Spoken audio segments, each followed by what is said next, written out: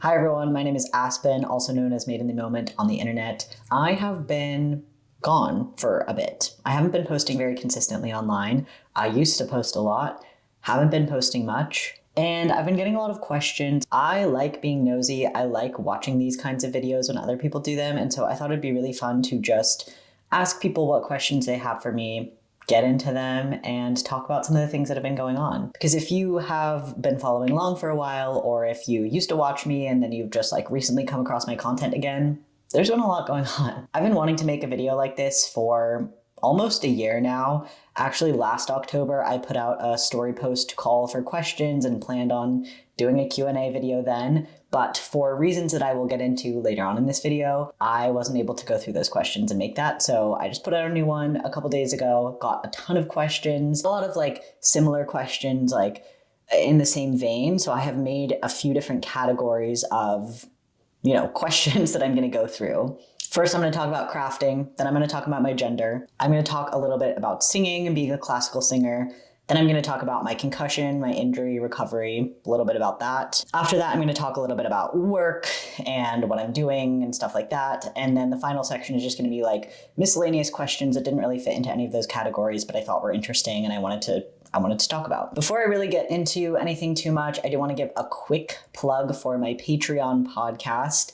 I have answered actually a lot of questions that I got in this Q&A pretty in depth on some of the podcast episodes, especially in the last 4 months or so. These are some of the episode titles. As I go through the questions, if there is an accompanying Patreon podcast where I talked about things, I will let you know where that is.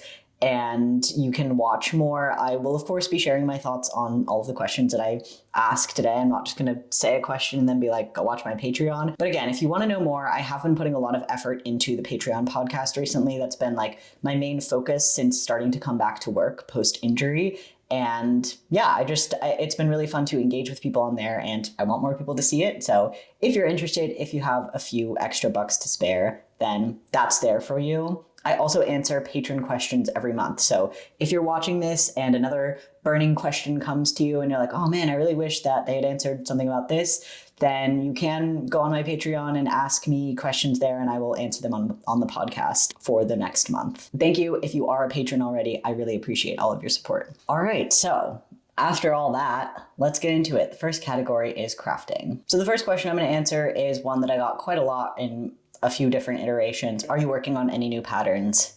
Yes, I am. I can show you actually. So there's 2 patterns that I'm actively writing at the moment. The first one is what I am calling the mesh trellis tank, and it is a very similar color to the sweater that I'm wearing right now. I've been really into this royal Prussian blue, whatever, but it's a made to measure tank. It's intended to be quite gender neutral.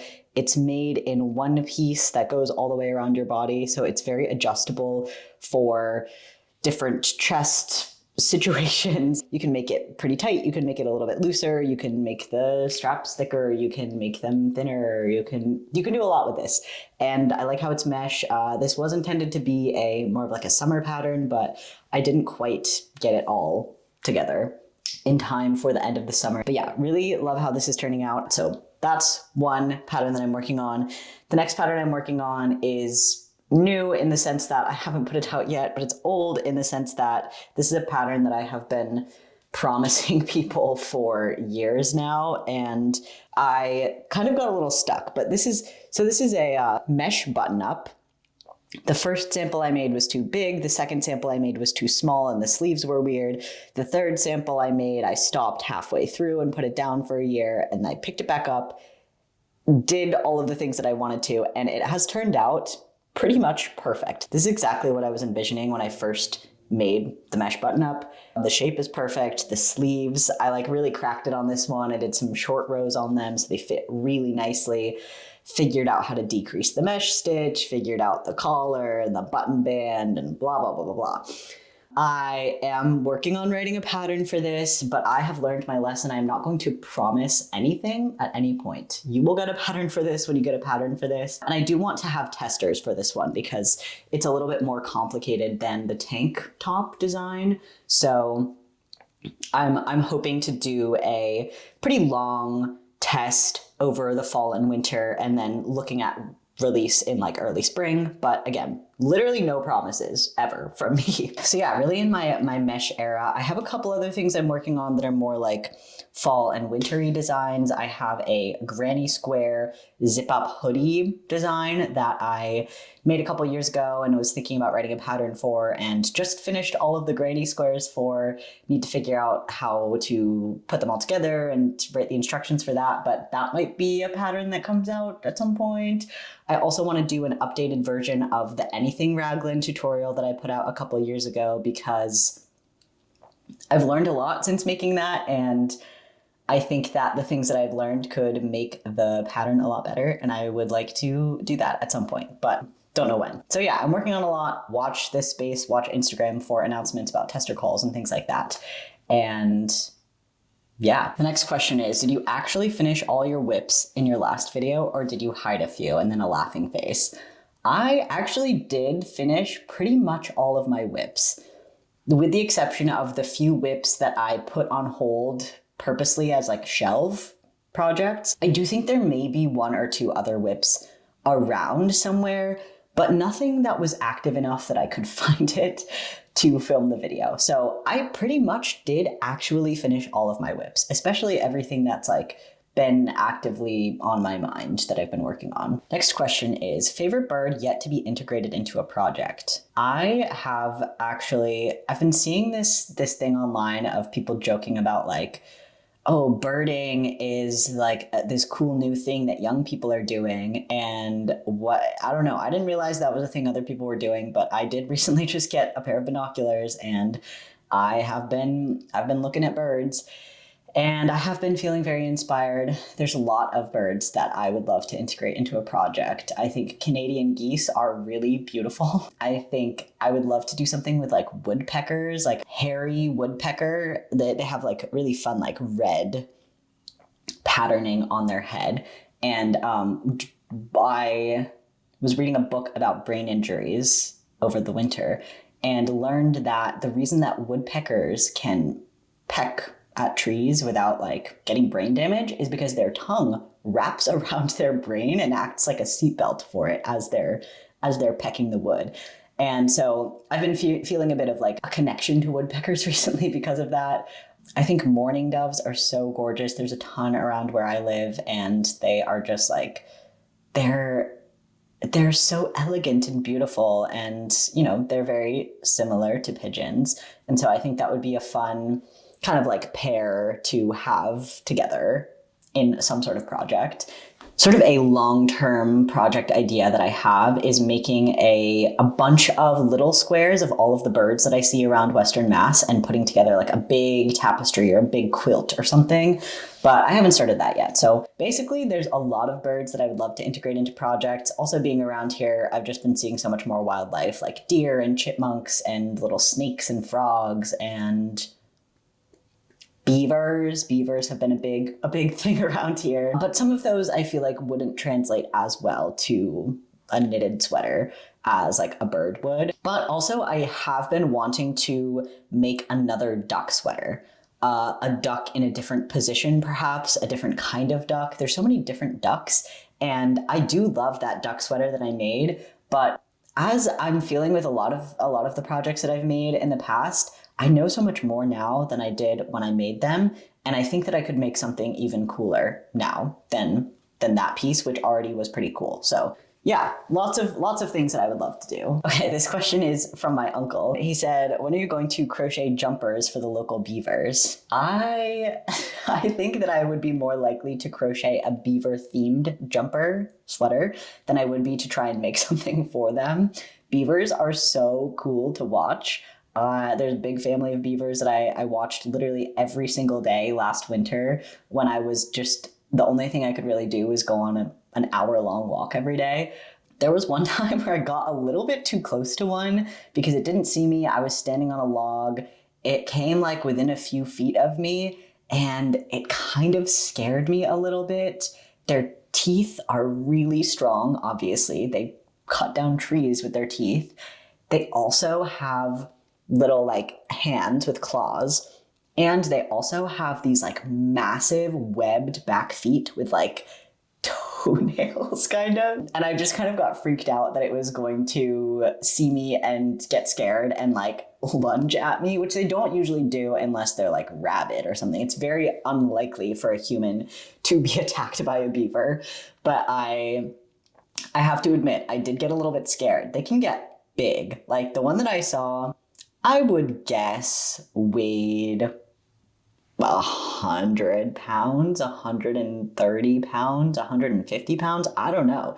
It was big. They're pretty solid animals. So I prefer to watch them from afar and not approach them too closely. But yeah, I do love beavers. I've gotten pretty into beavers since living in Western Mass. Okay, next question. Do you use Photoshop or Canva or something else to put together patterns? I use Google Docs, which maybe is like an unpopular thing to do. I do feel like a lot of people are really into making their patterns like very pretty and yeah, using Canva and or Photoshop or Illustrator or some other program to do the layout. And I'm crazy. I just type it in and then I do wrap in line with text and I move the images around, and it's really hard to format sometimes. But I think it works a little bit better for my workflow, just in terms of like getting the information that is necessary in there and not spending a bunch of time on like making it look nice. Again, maybe that's like an unpopular thing. Some people might feel that patterns should look really like nice, but I don't know. For me, I like to just read a pattern that's like very clear and is printable if you want to print it, just like on a white background, black text, just the images that you need, not too much like frills and stuff. Nothing against anybody who does that with their patterns. I think it's always fun to open a pattern and be like, oh, it's pretty too. But for me and my skill sets and my interests, I would just rather spend more time on like, you know, building out a comprehensive size guide and measurement recommendations and doing the whole like made to measure thing. It just would take me so long, I think, to also make the pattern look nice. And so yeah, I don't do that. I literally just do Google Docs. What is a project you love but are too intimidated to start? I feel like there's a lot of projects that I really want to do. One of them is the wave sweater by Spectaclestrick. Okay, one of them is the wave pattern by Spectaclestrick. I don't know. It's this sweater. It looks so good. Every single one that I've seen looks amazing. But I don't know. I haven't even looked at the pattern yet. But in my mind, I'm like, oh, that seems pretty hard to do the color work like in the waves and stuff. I'm sure it's actually not that difficult, but I've been a little bit intimidated. And I also feel like I haven't been drawn to just the right colors of what I want that sweater to be yet. So when that moment comes, I will be ready. And then the other project that I have on sort of like the back burner of something that I want to make is the Annette pullover by M Knits. I have bought the pattern for this. I opened it. It's this like beautiful cable knit sweater. Yeah, I'm a little bit intimidated by it. And so I haven't started. And again, don't have yarn for that and have like a bunch of other projects I want to work on first. But yeah, those are two projects that I have been thinking about recently and wanting to make, but feeling a little bit nervous still. When you have an idea for a project, where do you write it down? Journal, iPad, notes app? I really like this question. I have also been wanting to do a video about sort of like my organization systems and my processes, because I have put a lot of thought into all of them and I think they're very interesting and I love to talk about them. So I want to do like a notebook and Notion tour at some point. And so I'll answer this probably more in depth in that video once I make it. But basically I have sort of like a funneling system where like I start, if I have an idea, I will either like write it down on a piece of paper that I can find the next day and transfer somewhere else, or I will write it in my notes app. I have a note in my phone that's just labeled idea dump. And that's where I put video ideas. That's where I put like TikTok ideas. That's where I put business ideas or project ideas. And I'll do just like a sentence, whatever, enough to remember what it is. And then I will, every some amount of time, I'll come back to that and then transfer those ideas to either my Notion idea dump, which is in like more of a database format. So it's better for like long-term project tracking and adding notes, or I will write it in my journal. I have a bullet journal that I'll make like a page basically about the project where I'll draw out my sketch for the idea, write any notes that I have of like yarn I want to use, color ideas, or anything like that, and then kind of just go from there.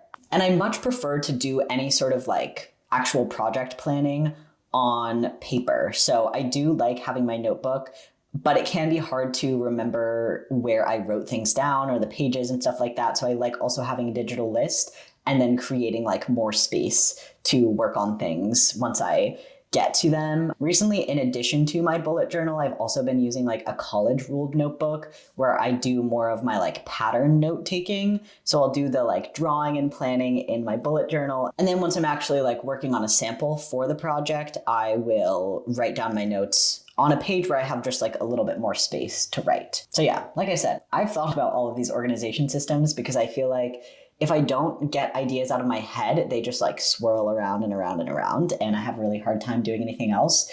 So yeah, that's what I do for projects. What's your favorite thing about crocheting? Is it the color work, the vibe, the intention?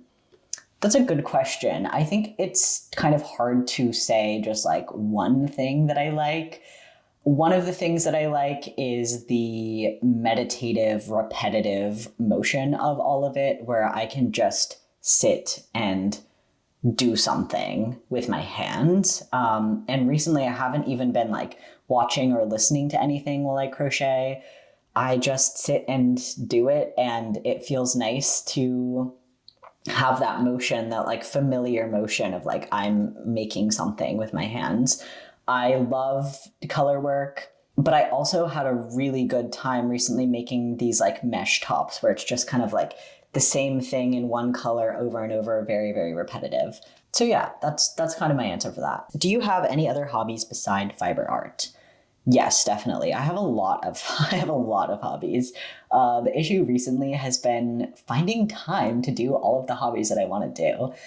Some things that I've been doing lately are drawing. I've been really trying to do more like line drawing and pencil sketching, especially focused on like plants and nature things. I've recently got an electric keyboard that I have like right here. And so I have been practicing playing piano a little bit, which has been really fun and is not something that I've done for like years. And I'm not super good, but I had to take a piano proficiency test when I was in music school and practiced a lot for it.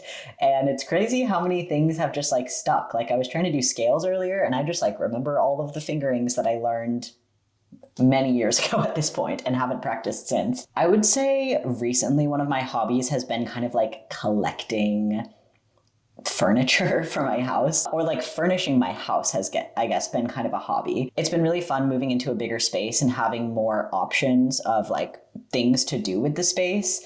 And there's really good like antiquing and thrifting around here. Another hobby that I've been doing a lot recently is I've been hiking a lot, just like spending time outside in the wilderness, walking around, jumping on logs, stuff like that. In kind of relation with that, I have gotten a little bit into wood carving. I have made a couple walking sticks for myself for hiking purposes. So now I have two, they're just sticks, but I've like taken the bark off and, shaved around the corners and stuff. And now I have two walking sticks so I can like walk, and they actually have caught me from a couple falls. Like I stabbed one of them into a rotting log and like stopped myself from slipping off of it. What else? I've been reading a lot. I think there's maybe a question about reading in here, so I'll talk more about that when I get to it, but I have been reading a lot. I would say singing is my hobby as well, even though it's technically something that I like went to school for and do for work as well. That's something that I would consider a hobby. And then Plants, just in general. I've learned a lot about gardening, doing like outside plants for the first time this year. And then, all of my indoor plants that you probably have seen in lots of my videos. That is a hobby. It's a lot of work, like researching and then taking care of and finding good places to light them and trimming them and repotting them and stuff like that. And there's probably more, honestly. I have a lot of hobbies. There's a lot of things that I really like to do. And the next question is, are there any fiber arts / crafts, etc., that you don't do yet, but you would like to learn? Top of my list of what I want to learn is sewing.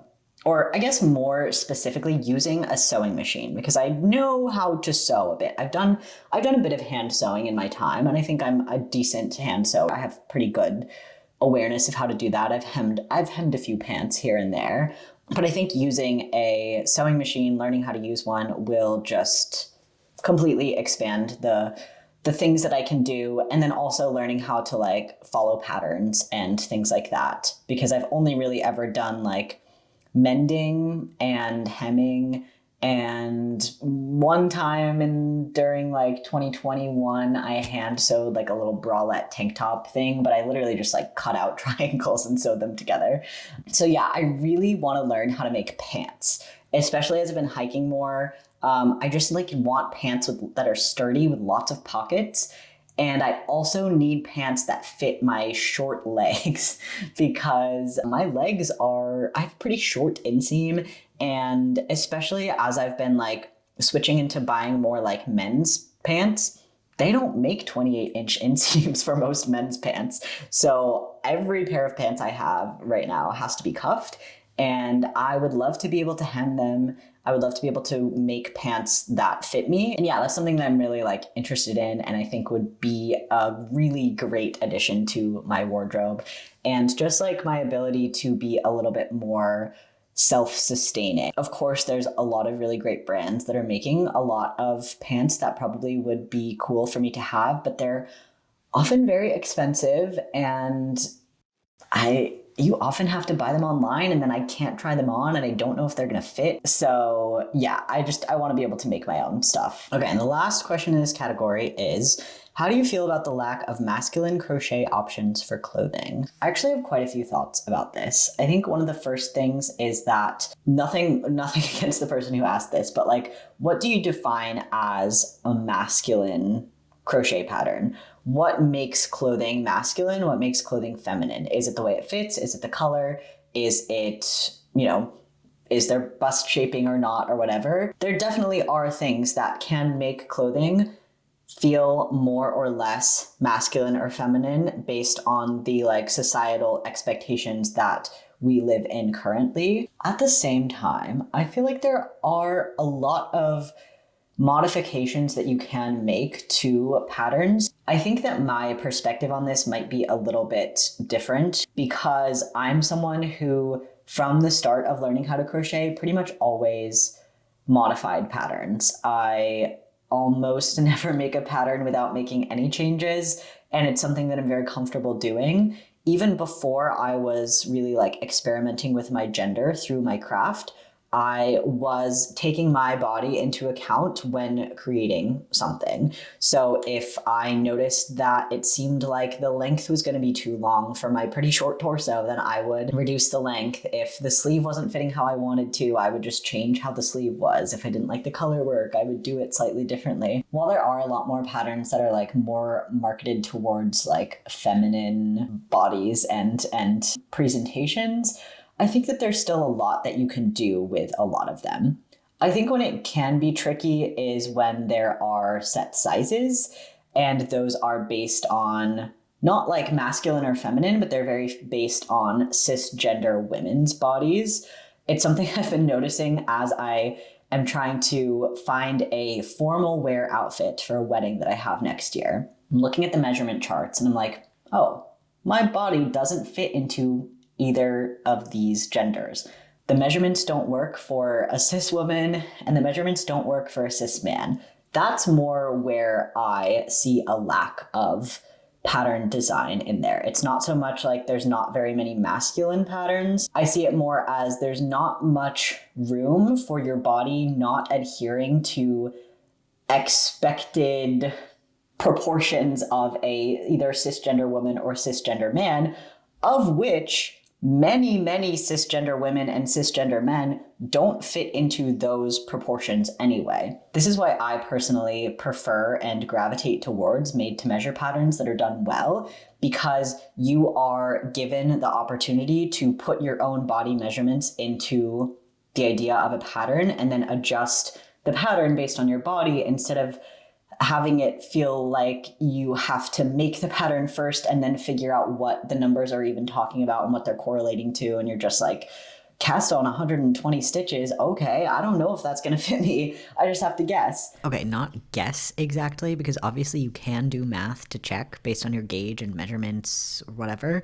but sometimes it can be hard to tell what numbers correlate with what measurements. I think the other thing that I would say about that is, if you notice that there is a hole in the market, if you notice that there is like a lack of something, then what can you do about it? I think that there are a lot of really amazing masculine, transmasc, non-binary creators who are doing a lot of work to make really cool patterns that are not like initially designed for the cis female body. And this is where I'm going to put a short plug in for this Instagram account called Knit Them.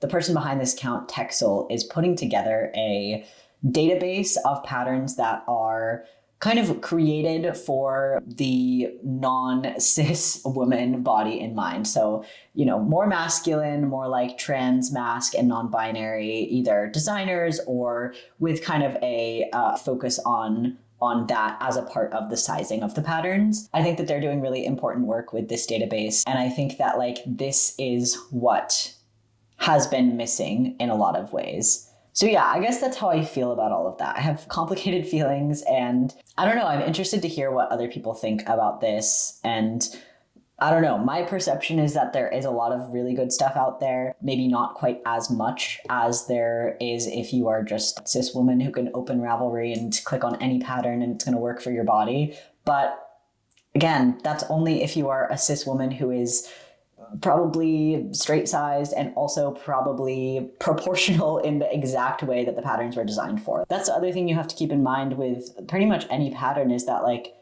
of course there are limitations based on who the designer is, because they have access to their body, they have access to some testers' bodies, they have access, that sounds weird, but they have access to measurements of some of their testers' bodies, and they have access to like average measurements of the like Women's Craft Yarn Council Circle, whatever that chart is.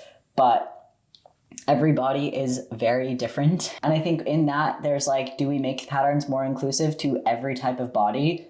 Yes. And everyone should learn the skills to be more confident making the modifications that they need for their own body, whatever those might be. Of course, that often falls on more like plus size people or trans people who are already doing a lot of work to have to modify a lot of other things for themselves in their whole rest of their life. And yeah, it's not fair that that work often falls on people in marginalized communities already. And I don't have an answer for what to do about that. I feel like that segues really well into the next category, which is questions about my gender. I have talked for so long already, and I am planning on making like a pretty in-depth video about my gender and stuff. So I'm gonna try and answer some of these as quickly as I can, and I'll get more in depth in a later video. A little context in case you don't know, but I am non-binary. I'm also trans.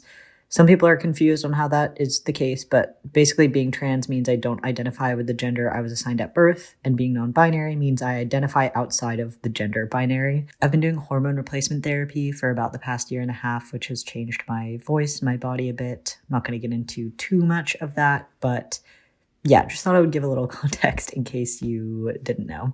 Aspen is such a great name, and I wonder where, how, why, who, what gave you the inspiration/idea for it. Very short answer. My partner helped me pick it. We had a fun little period of time where I was like, hey, the name that I'm using right now doesn't feel right. Can we just try out a bunch of names? And my partner happens to be really excellent at naming things. They're a poet and a writer. So I was very lucky that we, probably tried out like 15 to 20 different names, lots of kind of birds and nature things and things of that nature. But Aspen really stuck. and, started asking a few other people to call me Aspen, and it felt good. And also the aspen tree is very beautiful, and I just like the way that the name feels. I like the way it feels when people call me Aspen. And it's kind of just as simple as that. Would you ever shave your head again? / what are the pros and cons of a buzz cut for you? I don't know that I would shave my head again. If you can't tell, I have been growing my hair out. This is the longest it's been in years. I think since like 2021, maybe. I really thought I was gonna like the buzz cut. I think gender-wise, it was the vibe that I was going for. What I did not realize is that my head is very, very small. As soon as we got all the hair off, I was like, oh my God, my head's so tiny, and now everyone can see. And I felt very exposed when I had a buzz cut. The pros, obviously, short hair is so easy to take care of. I never had to do anything to my hair. The cons, I had to cut it pretty often. Even when it was like really, really short, my hair grows pretty fast. And so I had to cut my hair like every 2 weeks for a while. And that was just a lot. So pros, easy. Cons, I kind of thought it looked bad on me. No offense if you thought it looked good, but I just personally like my hair to have a little bit more volume. And I think that it's more fun to be able to do more things with it. I like being able to put my hair up. It's almost long enough where I can put like all of it up. It's really been vibing with my gender to have a little bit more hair to play around with recently. How did fiber arts play a role in coming out for you? So this is basically like what the thesis of the video about my gender that I want to make is, of just like, I'm going to tie this in with the next question, which is what helped you clarify or figure out your gender identity? And I would say in a large part, it was fiber arts and also being a part of this community. A lot of it was like interacting with my body to be making clothing for myself, and that forcing me to kind of like reckon with how I felt about my body, which I've always had very complicated feelings about. And it was really interesting to kind of unpack that and peel back the layers of why am I feeling the way that I'm feeling? How do you approach being non-binary with people who struggle to move out of binary habits / assumptions? I guess this one's a tough one. I feel like my thoughts on this change quite often, but I think the biggest thing is just that I know who I am. I know what my gender is. And the people that are closest to me ask enough questions to find out what's going on. And that's important to me. Whether people then understand fully is kind of like out of my control. And there's definitely a spectrum of like people who don't understand, and how respectful they are on that spectrum means a lot to me, even more so than them necessarily understanding, if that makes sense. So like someone can not understand and they can be like, I don't really get it, but good for you. I'm going to call you whatever you want, and I'm going to try my best, and I'm going to learn about pronouns, and I'm going to whatever. And then also people can learn about, me being trans and non-binary and be like, that's stupid. I don't respect that. I'm going to not respect any of these things that you've asked me to do. I think the way I approach it is I do as much as I can to limit interactions with people who are not understanding, but I also understand that not everyone's going to get it, and that's okay. And it's fine for them to not get it, because that's not really what's important to me. The tough thing about pronouns is that like you have to ask someone what you want them to call you, and that's just always such like an awkward thing. But like, if someone misgenders me, it's not the end of the world. They're just saying something. They're making an assumption based on their understanding of the world, and as long as they're not doing it to be intentionally rude or hurtful, which some people are, especially on the internet. I have been misgendered and dead named by people who are clearly trying to make a point and be like, negative towards me. And that's a different thing than someone who just like doesn't really get it. So yeah, I don't know. I think just like having a few people who really get it has been really helpful. If you don't have that, having as strong of a like core identity in yourself that you get it and you're confident in your decision and yourself, I think is the best that you can do, really. Have you come out to friends / family? If so, how? Yes, I've come out to all my friends. That kind of happened just as things were happening, as, I was changing my name and changing my pronouns and, dating different people and not just dating men anymore. Yeah, I kind of just told them I've had very supportive friends for pretty much my whole life. I've always been friends with queer people, even if they weren't out and I wasn't out at the time. So that has honestly been pretty easy. Family has been a little bit trickier. I don't really want to get into it too much, but yeah, that's been trickier. I am out to everybody now. So that's that. That makes some things easier and some things harder. And yeah. Did you watch I Saw the TV Glow? I think it's essential viewing for every trans person, but you'll cry.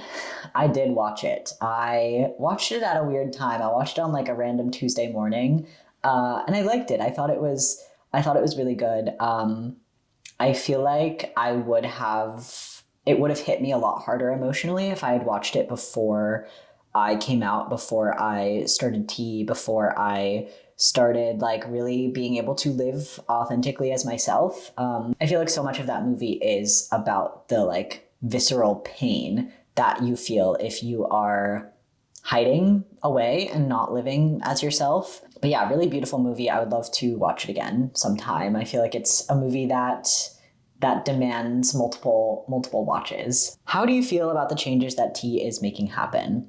I feel awesome.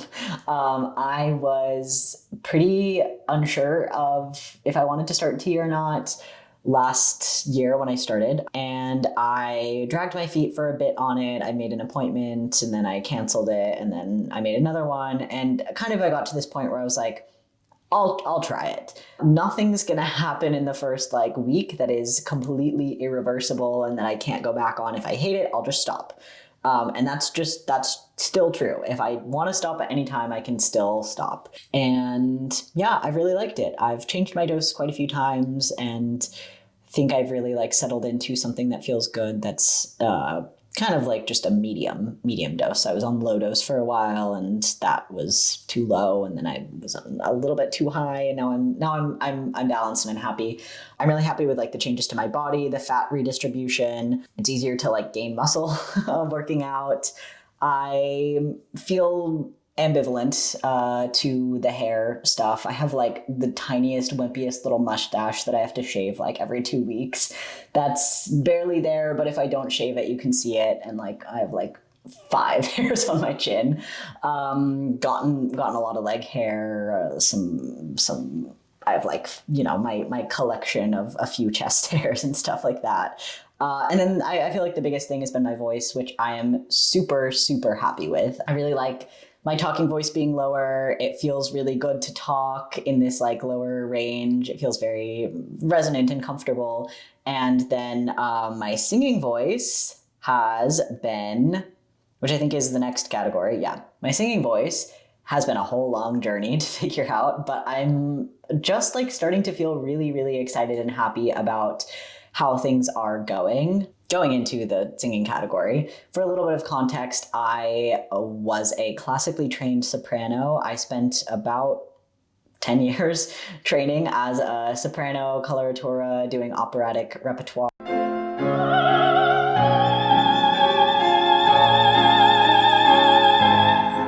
Went to undergrad and grad school for singing, did a lot of professional work as a singer, you know, mostly in choirs and some soloist things and things like that.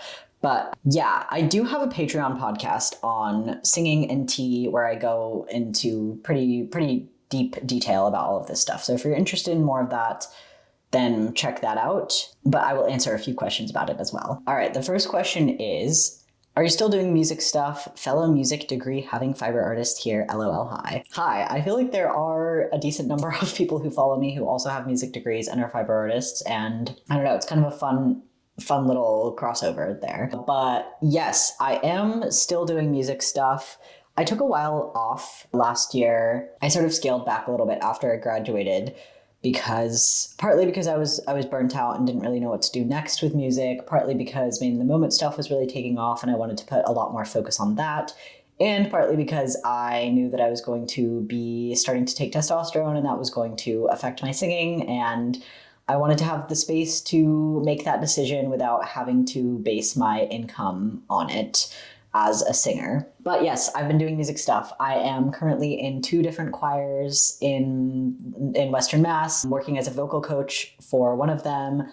I just started taking voice lessons again. I just connected with another trans singer out here, and we're going to kind of like do some, I don't know, learning from each other and like collaborative, not really like teaching, but I don't know, just like hanging out and singing together.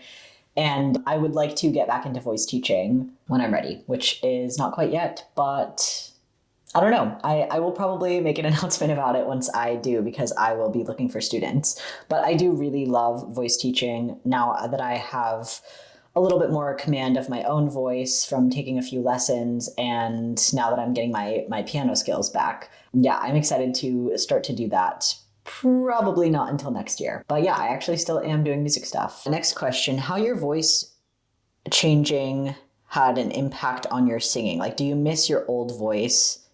Grieve ? So I think what this person is asking is like what the voice change has been like. I talked about this a bit more in depth in the Patreon podcast, but basically, it's been really hard. I lost a lot of high notes for a while, very slowly creeping and getting them back. And I also felt like my voice was just kind of like brittle and wouldn't move the way that I was used to it moving, even in this new range.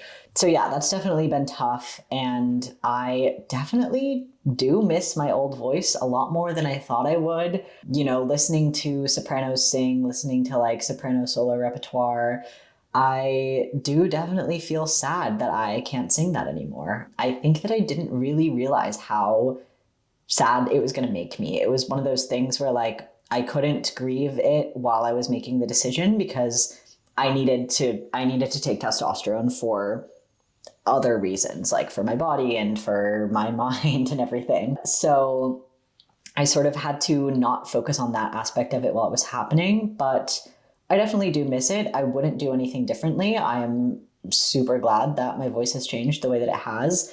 I do wish that I had documented pre-transition a little bit better, or like, you know, through the transition.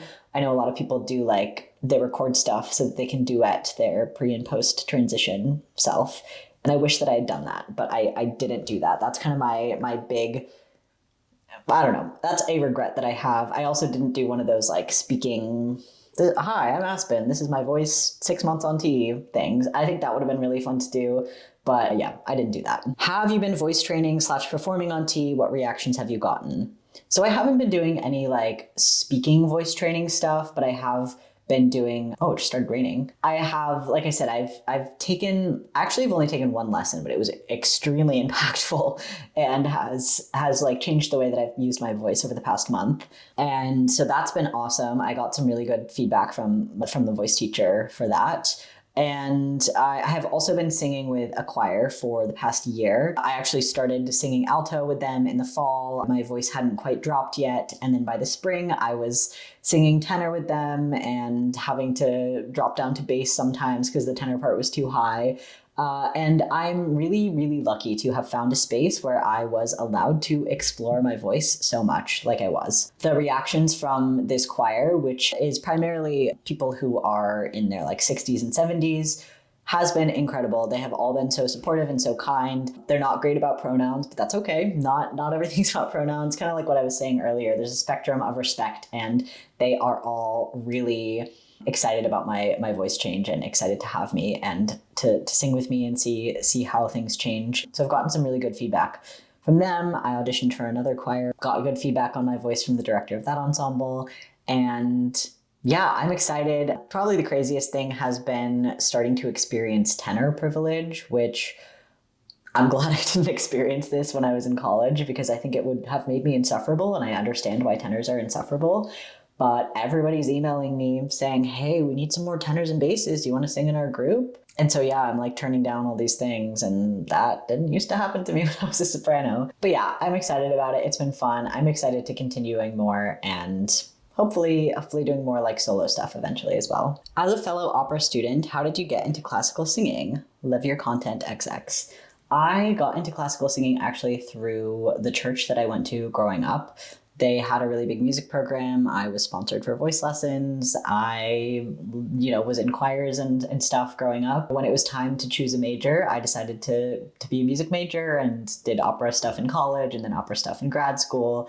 And yeah, opera's really fun. There's a lot of things about it that can be difficult if you are not someone that fits into the gender binary, or if your voice doesn't sound like your gender presentation. There are a small but mighty handful of trans opera singers who are doing a lot of work to make space for other trans people to exist within the art form, and I really applaud them for that. Yeah, I think recently my interest has gotten more into choral singing and doing like solo work.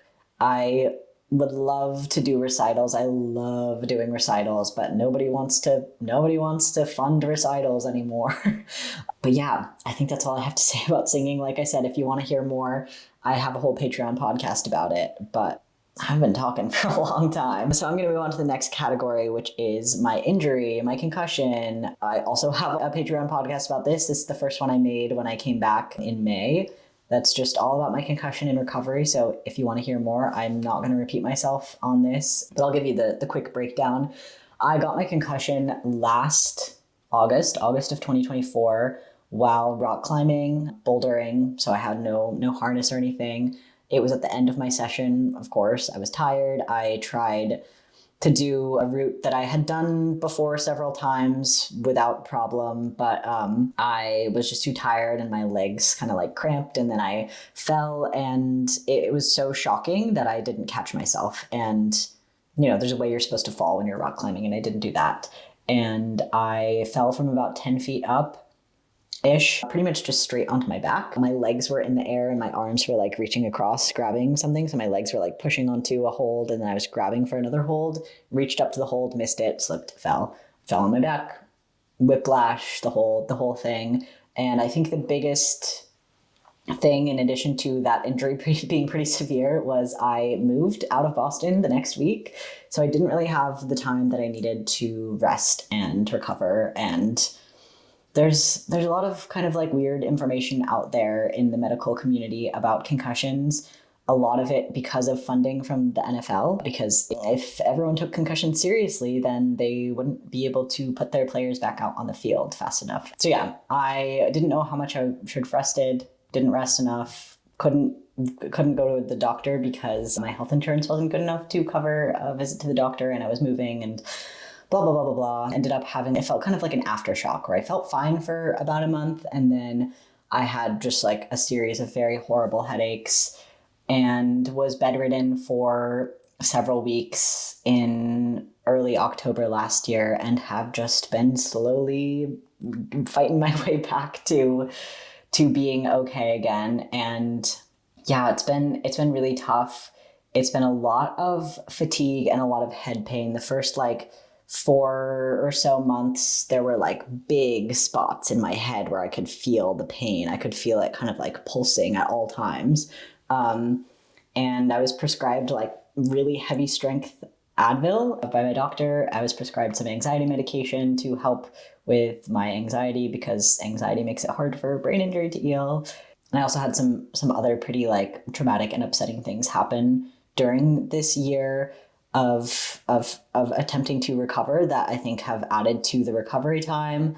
But yeah, I think that it's been 13 months now since my injury, and I am just now starting to feel like I'm turning a corner where I don't feel dead tired at the end of every day, where I can do more than one thing in a day and feel like I have the energy to do it. There's been a lot of things that have been really difficult. I've been dealing with a lot of like sensory overload issues with going on in public. I had a long period of time where I couldn't drive. I had a long period of time where I couldn't read music, which was really challenging, trying to be in a choir at the same time as that. There was a while where I couldn't do basic addition, and not just like, I don't know. I think when I say that, some people are like, oh, I can never do that. And it's like, no, there was like something gone in my brain that didn't work anymore. I was trying to do 8 + 5 and I couldn't do it. So yeah, the one question that I do want to answer is, how has recovery impacted your life besides injury? And I think that's a really interesting question, because obviously, I've been doing all of this and recovering from this really big injury, but it's also really like forced me to stop and take a look at my life and see what's important to me and kind of like build my life up from the ground up, where there was a really long time where I couldn't do literally anything. I couldn't be on my phone. I couldn't be on my computer. I couldn't listen to music or movies or podcasts or anything. And I could only read for 15 minutes at a time. So there was a long time for me to just sit in bed and think about my life and what was important to me and things like that. And I think it's been really cool getting to kind of come back to life after that period of like getting to sing again, getting to go out and walk again, getting to meet new people and getting to do things. I couldn't crochet or knit for a while. And so I've been sort of hit with a new lease for life and that as well. So yeah, I think it's really impacted my entire life, not only because obviously my brain is different than it was before the injury, but just like I've been forced to slow down a lot and focus on what's important to me and figure out what I want to be doing with my time and my life. Because you know, how you spend your time and how you spend your days and hours, that's your whole life. And I think that there was a lot that I was doing before my injury where I was really just like working myself to death. With the speed that I was doing things, with the amount of stress that I was putting on myself. I think that leads pretty well into the next topic, which is all about work. The first question that I want to answer in this category, I really love. This person said, what did you want to be when you grew up, when you were a kid? I always wanted to be either a teacher or like an illustrator and an artist. That was like my dream job for several years, where I was like, I want to draw things for my job.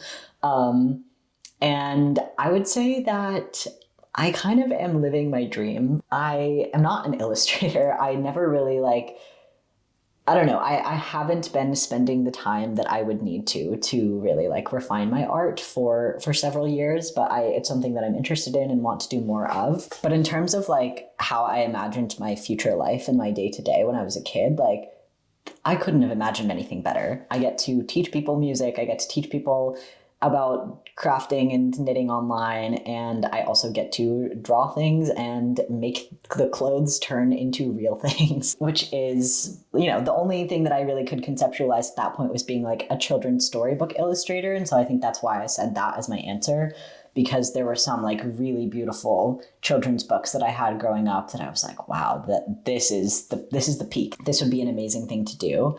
But yeah, I think that little me would be absolutely ecstatic to see what I'm doing now. And that gets into the next questions, which are, what does work look like for you at this point? Are you part-time? Are you coasting, multiple sources, etc.? And that's sort of related to this other question, which is social media knitting still your career? And how has its role in your life changed? I've been thinking a lot about work and my relationship to work over the past a little bit more than a year.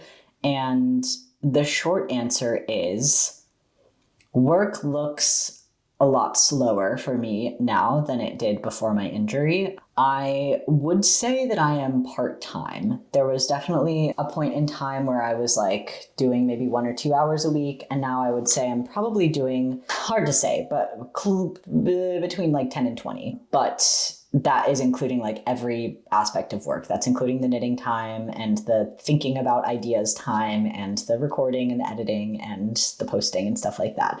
So I'm doing a lot less than I used to. I think 20 hours is a really high estimate. I think probably closer to 10.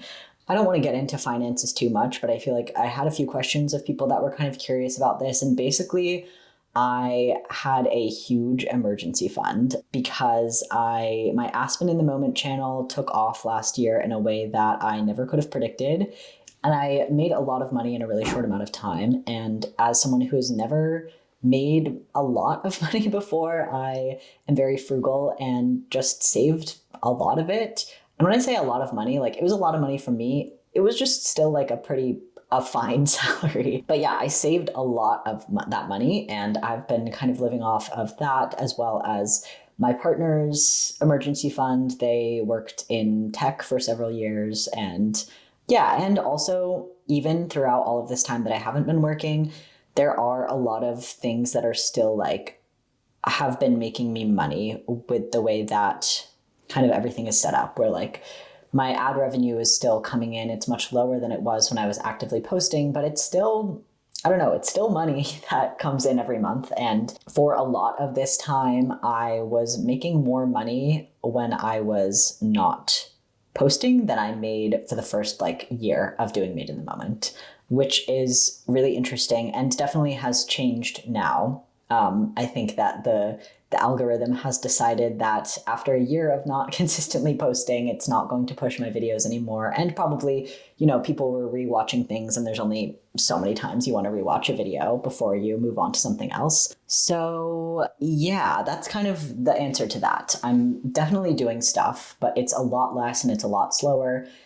And I think just in the past couple weeks, I've been able to more consistently work, but there was a while where it was like, I was doing maybe 2 days a week or even less than that, depending on how my energy levels were. And I think the big thing is that my priority has been other things in my life as much as I can. Based on the savings that I have, I'm really trying to prioritize my healing and my getting back into like social things and hanging out with people and stuff over getting back into like high productive work stuff, which I know I'm very privileged to be able to make that choice. And yeah, it really sucks that anybody else who is experiencing a brain injury does not have that luxury, because I think that my brain is healing really well because I've been able to take such a crazy amount of time off that would not be feasible for most people. What does a typical day look like for you right now? I have been thinking it would be fun to do a little like, I don't know, maybe like a real like short form, something like day in my life kind of video, because it's pretty nice. I wake up, do sort of a slow morning routine. I eat 2 breakfasts. I ate a breakfast, and then I read a little, and then I eat more breakfast. And then I do whatever work I feel up for. Recently, that's been crafting, because that's a little bit less like brain energy than, doing anything on a screen. But sometimes it's editing, sometimes it's writing patterns, sometimes it's making lists of all my ideas in my head. And then lately I've been spending a lot of time hiking in the woods, where I just go out in the woods. I just walk around, I walk on logs and, work on my sticks and stuff. And then, yeah, usually like time for music, time for stretching or yoga, lunch, dinner. 2 times a week I have choir rehearsal. I hang out with my partner. I have some friends in the area that I hang out with. So yeah, everything's pretty like low stim still. I am not watching too much like YouTube or movies or TV shows or anything like that. But other than that, like my energy levels are a lot higher, and I'm just doing stuff. What have you learned about yourself as a creator, art, and content in your time away? I think the biggest thing has been that I need to give myself lots of space to work on things. On social media, there's this intense pressure to always be putting out more stuff.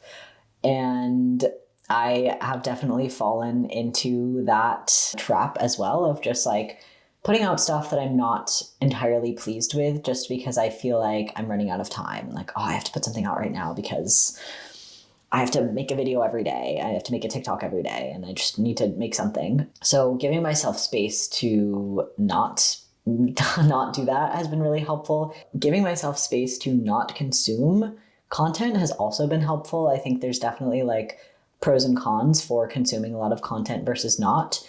But I've found it incredibly refreshing to consume a very small amount of just content that inspires me and not get like sucked into just kind of like doom scrolling too much. And I guess like what I've learned about myself is just that there's a lot of things I like to do, and I don't want to condense myself too much down into doing any one thing for too much time.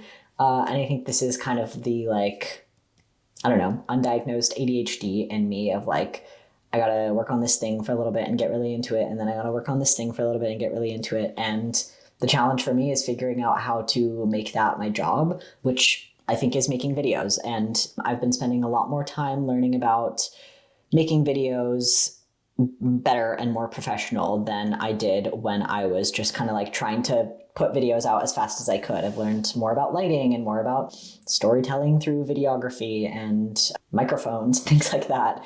So yeah, I think I've learned a lot, and I'm excited to start implementing some of those things that I have learned more. I got a lot of questions of people asking if I am going to make any more craft drama videos on the Aspen in the Moment channel. The short answer is yes, probably.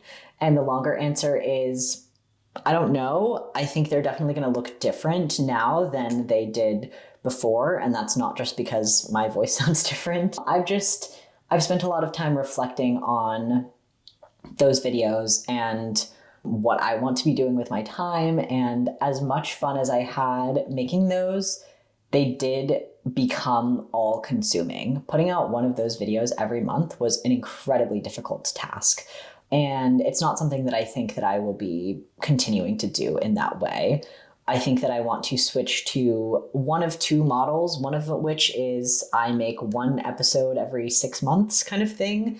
The other model is I do 2 or 3 episodes, maybe more, that come out in kind of close succession, where it's like maybe once a month for 3 or 4 months.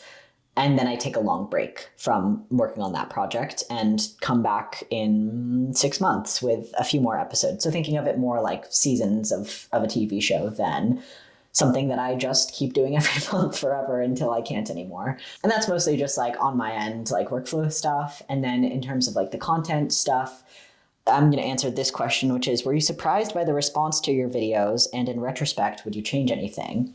I was shocked by the response to my videos. I knew that there was an audience of people who would be interested in what I was talking about, and I knew that I put a lot of thought and research and effort into the videos, and overall, I was very proud of most of the things that I put out, but I was not expecting to get the response that I did. And I think in a lot of ways, I got way more exposure than I was ready for in terms of my storytelling abilities, in terms of my video editing abilities, in terms of my just kind of everything, like handling that kind of audience of people who are can be very critical, including of the person who is presenting the information to them, which I think in a lot of ways is a good thing, to be held accountable for the, if I misspeak or slightly get something wrong, or if someone has a different opinion than me. I think that's all great. One of the things that I have been having a little bit of a hard time with figuring out, like, how to move forward with this is just, when I was first making these videos, I was expecting them to go to a pretty similar audience that my Made in the Moment YouTube videos had been going to, which was, 10 to 50,000 people, of people who like have a lot of experience already in the community and know, kind of are already up to date on the news, know the people that I'm talking about, things like that. And it just like went so much further than that. There were a lot of people who didn't have any context for the crafting communities that I was talking about besides the video that I made. And it made me feel like I had a lot of pressure to correctly represent certain things. And also I started to feel like maybe I don't know, just like there's this kind of ethical dilemma that I've been dealing with. Should I be talking about these stories to this many people watching? And I always try to approach things rationally and not too emotionally, so that if there's something crazy that someone says, I try to present the thing that they said and offer some commentary if necessary, but oftentimes I just let the thing that they said speak for themselves. But then there's also this thing of is it right to hold people to something that they said on the internet to such a high degree where they have hundreds of thousands of people now who know them as this person who did this thing? I think in retrospect, there are a few things that I would have changed. There were certain things in some of the Ravelry videos that I think could have been better, not necessarily better research, but just I could have come to different conclusions that were a little bit more nuanced.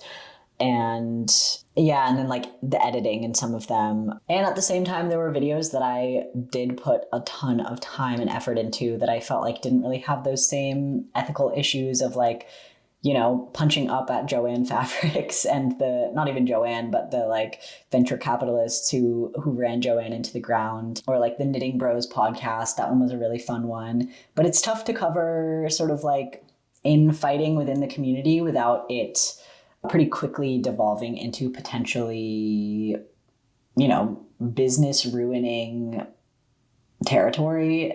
And yeah, so I just like have this big weight on me of like, what stories do I cover and how do I cover them so as like to be cognizant of people's ability to grow and change, but also to like report on what's been going on. And basically, yeah, there's a lot of things I feel like that have happened in the past year that I would be interested to talk about, but nothing's really like grabbed me yet. I have made a couple Patreon podcast episodes about the Mezzo Makes situation. That was something that I probably would have made a video about if I was making the drama videos. And yeah, I know people really like to watch them, and I do have plans to continue making some sorts of video essay type things, but I don't think they will be exactly the same, and I think they'll probably be better. That's kind of all I have to say about that. Okay. We're in the home stretch now. We are in the miscellaneous questions category. Best book you have read recently. I have been actually on a roll of selecting books that have just been like incredible reads.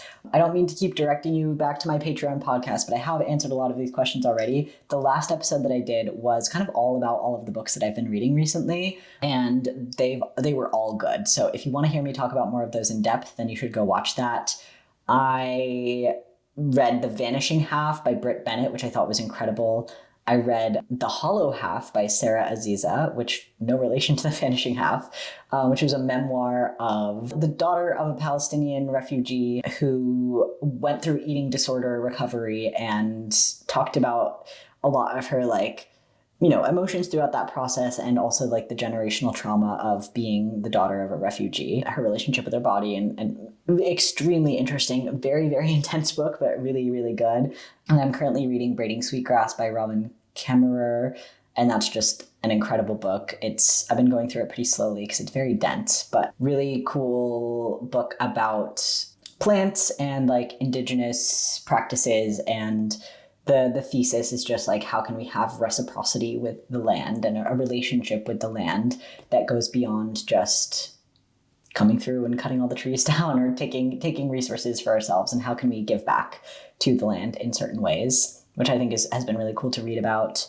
I'm also almost finished with Ocean Vuong's On Earth We're Briefly Gorgeous, which is a stunning piece of work. It is written as a letter from a son to his mother who's illiterate. So there's this like aspect of she's never actually going to read this, but kind of like explaining a lot of things that have gone on through his life. He's gay, and he talks a lot about that. And again, more kind of like generational trauma themes of having family that was in a war-torn area and what that does to your family and yourself, even as someone who wasn't experiencing that. Also themes of being biracial, which was a theme in Vanishing Half and Hollow Half. So hopefully that's a good answer. I've been reading a lot of books, and those are the ones that have like really been sticking with me recently. Are there pigeons where you live? If not, do you miss them? There are not pigeons where I live.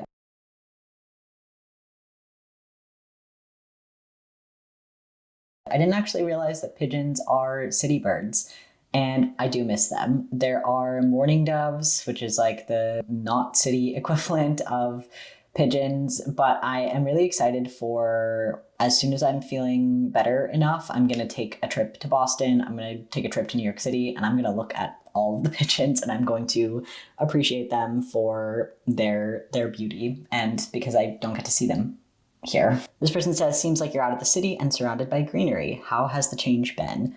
It has been incredible. It couldn't have come at a better time.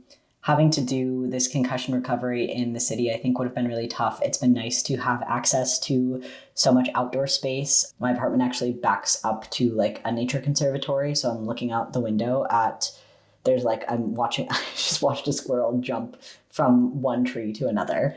It's gorgeous in the fall. It's gorgeous in the spring and the summer, and the winter it's really pretty too. You can see like really far out into all the trees and stuff. Yeah, there's been a lot to look at, and that's been really fun. And Yeah, living somewhere with just kind of like a slower, what feels like a slower pace of life to me than being in the city. And also having more space has been incredible. Getting to, I would not be able to afford somewhere with this much space if I was still in Boston. And especially in the past year where I've had to pretty much just like be at home all of the time. It's been nice to have the space. It's been nice to have multiple rooms to spend time in and multiple areas in those rooms to sit in and do things in and stuff like that. And yeah, I live with my partner out here and it has been amazing. I still do really love the seasons in Massachusetts. Coming from living in California for most of my life to somewhere where there are really intense cold winters has definitely been a shift.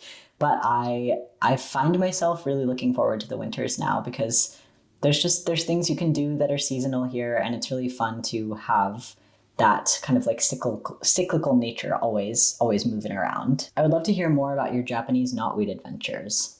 I would love to share more about my Japanese knotweed adventures. I've been wanting to make more videos about it, but I just like I haven't.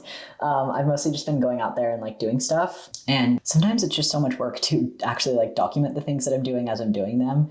But I am planning on making a reel kind of talking about everything that I've done this year. But I recently looked back at the like before shot of like right outside my deck versus like how it looks now, and it's kind of crazy how much I cut away. I just used my little garden shears and cut back the single stalks because I didn't want to disrupt any of the other native plants around there. We'll have to see what happens next year, how much comes up and stuff. I think it'll probably be an ongoing thing, but my relationship with Japanese knotweed, which if you don't know is an invasive species that was introduced to Europe in the 1850s and came over to North America pretty soon after that, introduced as like an ornamental decorative hedge, and it spreads like kind of like wildfire with these big rhizomes under the ground that just like push through dirt. They can break through concrete and stuff like that, and put out individual shoots.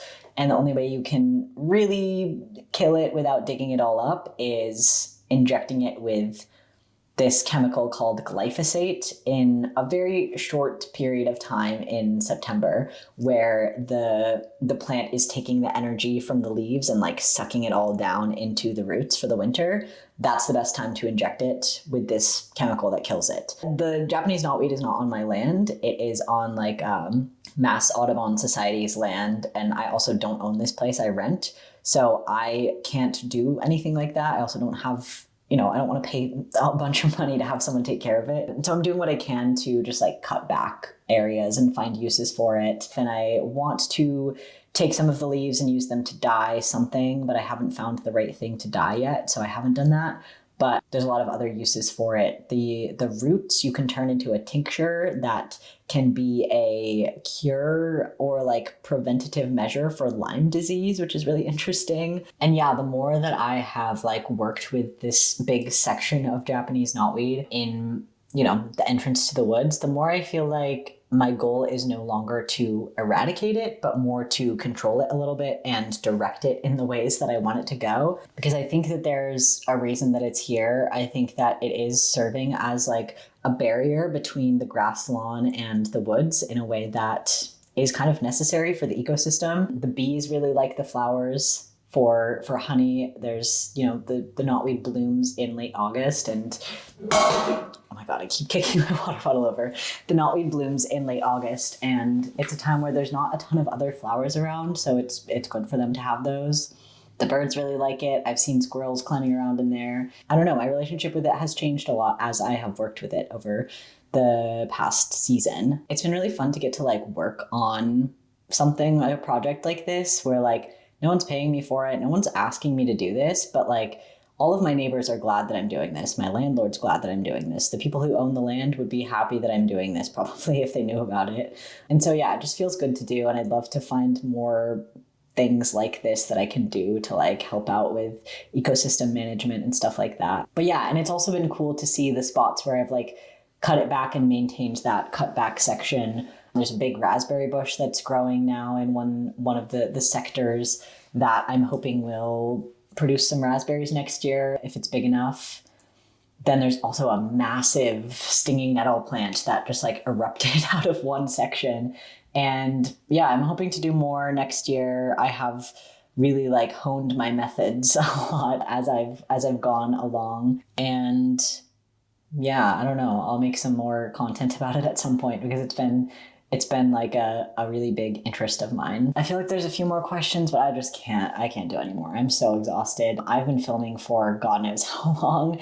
I don't know how long this video is going to be. If you got to the end, thanks for watching. Thanks for asking questions. Thanks for sticking around while I recovered from my brain injury. Thanks for being supportive of my gender journey. Thanks for hyping up my knitting and crochet projects. Thanks for everything. This was really, really fun to do. It's been a while since I've just like sat down and recorded a long video like this, and I had a lot of fun. Hopefully this answered some of the questions and things you were wondering about. Yeah, I'm really excited for the next, year of my life and rest of my life. I have a lot of ideas of things that I want to do, and I'm excited to start doing them. So thank you, as always, for watching, and thank you for making it possible for me to just do whatever hobbies I want to. If there's anything that you're interested in seeing a video about, let me know, because I don't know, I just want to like make videos about the stuff that I'm doing, and I'm doing a lot of fun stuff, or at least stuff that's fun to me. So if there's anything that sounds fun for you to watch, then let me know and I'll make a vlog or something. Yeah, hopefully some more video essays coming soon at some point about something. I think that's it. I've talked enough. I don't need to say anything else. Thanks for watching. Bye.